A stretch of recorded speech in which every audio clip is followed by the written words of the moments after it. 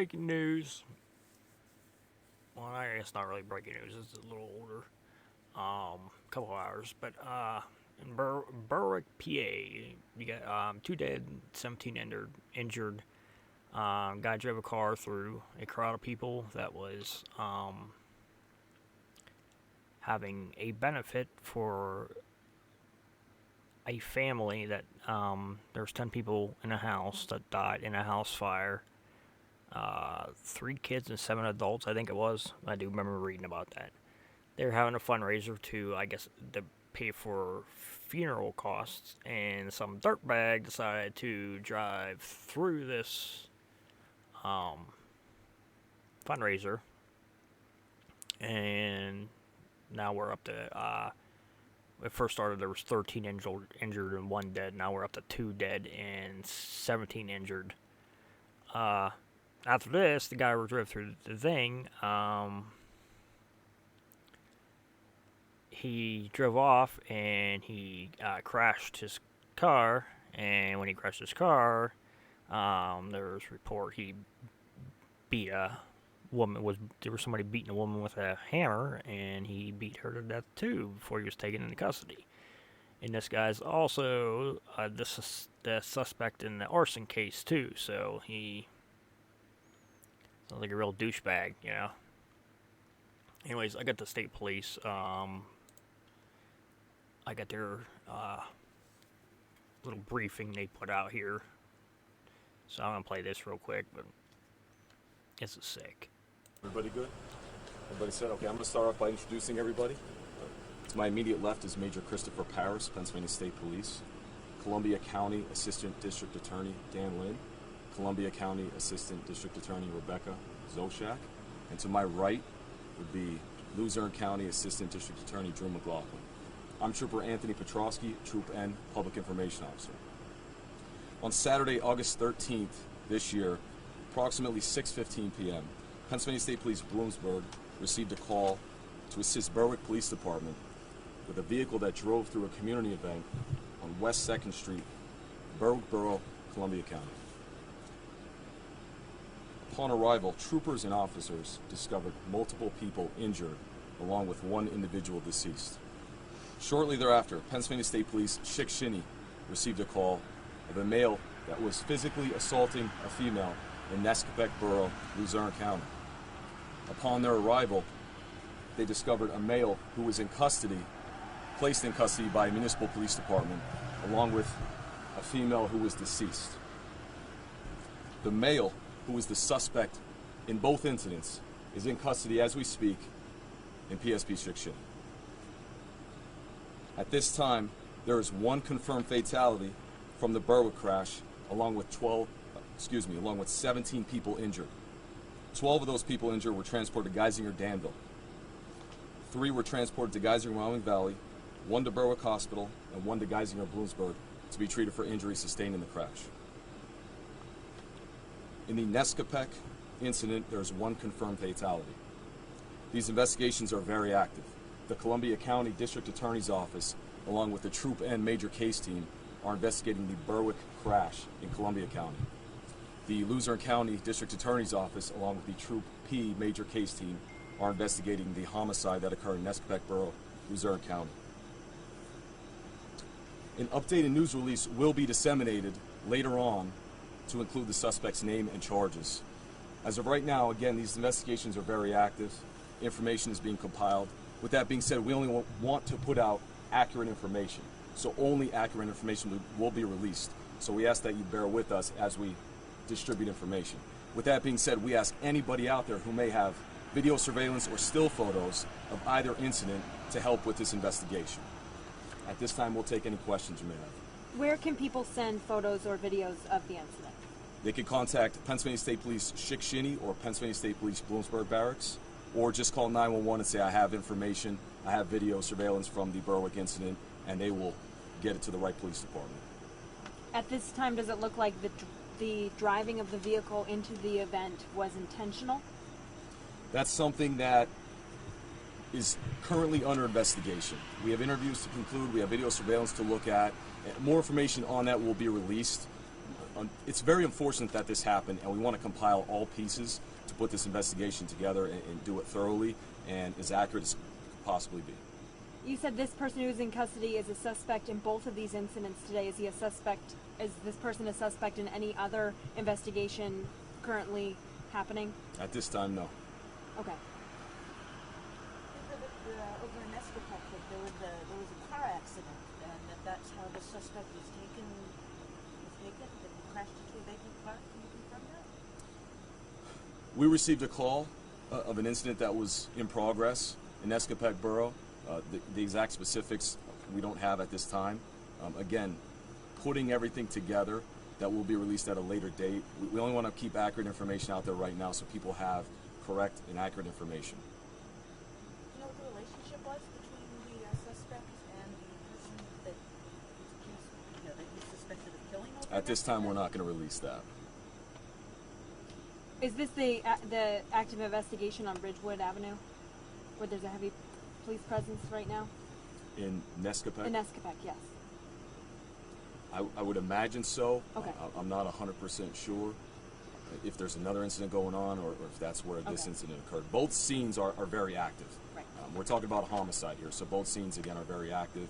There's going to be a lot of moving parts involved with both investigations, and we want to make sure that they're done thoroughly and correctly.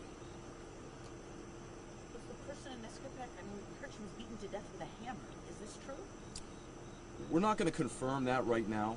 Again, putting everything together, more detailed information will be released at a later time. I understand that you're going to be releasing the suspect's name later. There are rumors giving specific names that are different, and people have been making threats. We could get that name as quickly as possible out there so that nobody else, gets attacked. That would be good. Well, we don't want anybody to get attacked. The person who did these heinous crimes tonight is in custody right now, and his name will be released as to not jeopardize either investigation. So, I just want to make it clear. You said this person's not a suspect in other crimes. Particularly, this was an event about the Nescopeck fire. Or can you unequivocally say he was not a suspect in that? At this time, he was not a suspect in that incident. I'd just like to add, on behalf of the state police and the other agencies, district attorneys here, our heart and prayers go out to those injured this evening. Certainly, it was an event for a noble cause, and through no fault of anyone's there at the incident in Berwick, we're dealing with this terrible tragedy. So it's an awful tragedy. There's no way around it, and no effort will be spared to try and conduct the most complete, competent, and thorough investigation possible. Arraignment tonight or tomorrow? Don't know. It's one step at a time with an investigation like this, and once the suspect is charged, that information will be released, including his name and the district magistrate where the paperwork will be filed. Any description of the scene, of how it went down, the chaos that anyone could offer? This is as the major said, this is a complete tragedy in a community where there's already been tragedy. We are going to do our job to the best of our abilities to conduct a thorough investigation, not only for the families, but the community members. They're already hurting, and if there's anything we could do to help those families beyond our investigation, we absolutely will do. I'm sure this is probably still fluid, but do we know if any of the family members of the fire victims were among the victims tonight? At this time, we're not going to get into naming any victims or relations or anything like that. No. Just to add to that, the resources that are being brought to bear, the Trooper has put out multiple locations. We've had to secure additional assets from multiple troops to send investigators to those hospitals to try and identify as many of the people involved and to try and get as many interviews done tonight as we can, which we're actively doing. So the status of those, as well as the ages and other demographic information, will be forthcoming. Will charges be filed in both counties, pursued differently in both counties? It's something we're discussing. Obviously, our intention is to make any criminal prosecution in multiple counties as seamless as possible. So there are many ways we can accomplish that, but it's our intention to prosecute this case jointly in coordination between Luzerne County and Columbia County, whether that's filing them all together, but there will be coordination between both district attorneys' offices. And you won't be left in the dark with that decision either.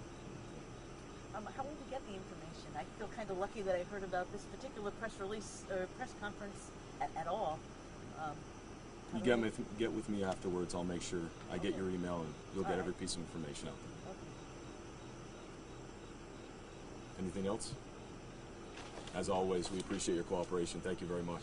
Thank you, Trooper. Thank you. Sorry, one other thing that I did have is I want to make sure I'm spelling.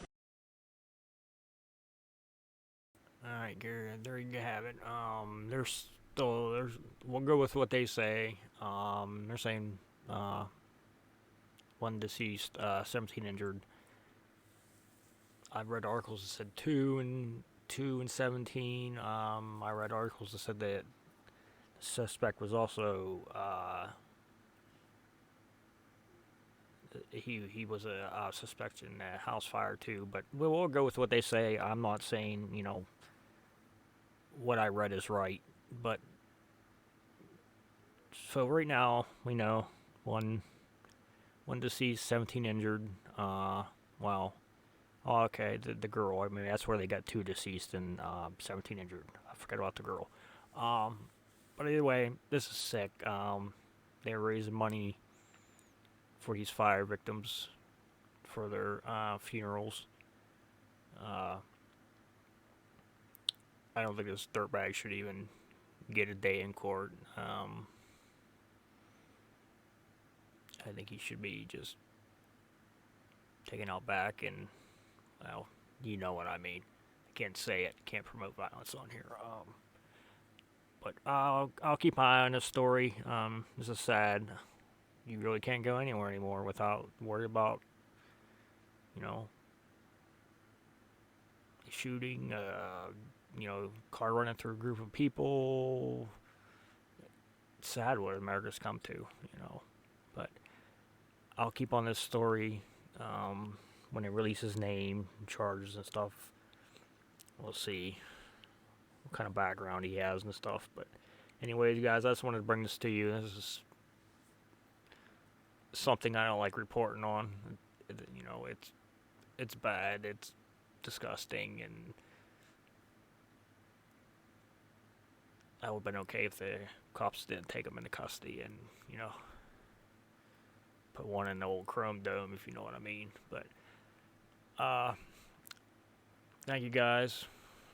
I said I'll keep you updated on this as much as I can. But it's a little different than some of the stories I do, but I wanted to bring this because this was in Pennsylvania and not fairly close, but close to me. And it was sad. It was a fundraiser for them, fundraising money for 10 people that died in a house fire the week before, and somebody decides to do this. So our prayers go out to these people. I hope they make a full recovery, the ones that are injured. As for the dirtbag guy, I hope you burn in HE double hockey sticks. I think that's about it. Alright, guys. Sorry for the negative news, but somebody's got to report it. Somebody's got to get it out there. Got to get this to your, knowledge, so you have knowledge of this. Alright. Hopefully we have a happier story next time.